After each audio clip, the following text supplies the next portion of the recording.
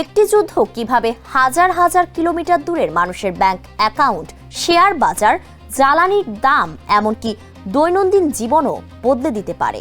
মধ্যপ্রাচ্যে ইরান যুক্তরাষ্ট্র উত্তেজনা ও সাম্প্রতিক সংঘাতের পর এমন প্রশ্নই ঘুরপাক খাচ্ছে বিশ্বজুড়ে। যুদ্ধ থেমেছে ঠিকই, কিন্তু তার অর্থনৈতিক ধাক্কা এখনো কাটিয়ে উঠতে পারেনি বিশ্ব। কেননা কয়েক সপ্তাহের সংঘাতেই বিশ্ব বাজারে ট্রিলিয়ন ডলারের লেনদেনের হিসাব বদলে গেছে। কিন্তু কিভাবে? যুদ্ধের সময় আতঙ্কে বিশ্বের বড় বড় শেয়ার বাজারে ব্যাপক বিক্রি শুরু হয়।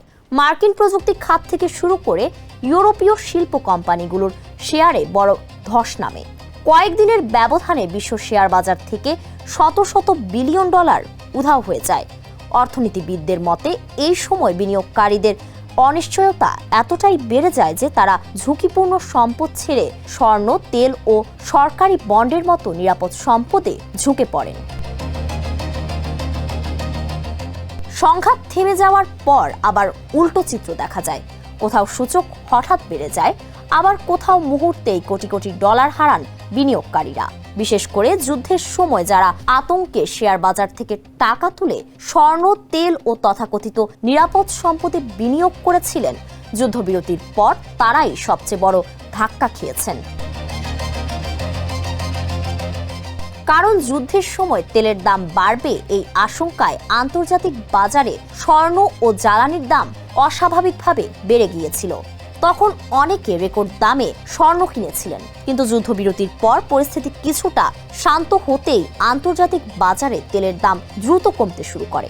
একই সঙ্গে স্বর্ণের বাজারেও বড় ধরনের পতন দেখা দেয়। ফলে যারা সর্বোচ্চ দামে স্বর্ণ কিনেছিলেন তাদের অনেকেই এখন বড় লোকসানের মুখে। শুধু শেয়ার বাজারই নয়, এই যুদ্ধ বদলে দিয়েছে পুরো বৈশ্বিক অর্থনীতির হিসাবও। ইরান ও যুক্তরাষ্ট্রের সামরিক উত্তেজনা যখন চরমে পৌঁছায়, তখন সবচেয়ে বড় ধাক্কা লাগে বিশ্বের অন্যতম গুরুত্বপূর্ণ সামুদ্রিক রুট হরমুজ প্রণালীতে। এর পাশাপাশি যুদ্ধের কারণে বিশ্বজুড়ে মুদ্রাস্ফীতিও বেড়ে যায়। জ্বালানি ও পণ্যের দাম বাড়ায় বিশ্বের বড় বড় কেন্দ্রীয় ব্যাংক সুদের হার বাড়াতে বাধ্য হন। এখন প্রশ্ন উঠছে, যুদ্ধ থেমে যাওয়ার পরও কেন পরিস্থিতি পুরোপুরি স্বাভাবিক হচ্ছে না? অর্থনীতিবিদদের মতে যুদ্ধ শেষ হয়ে যাওয়া মানেই বাজার সঙ্গে সঙ্গে স্বাভাবিক হয়ে যাওয়া নয়।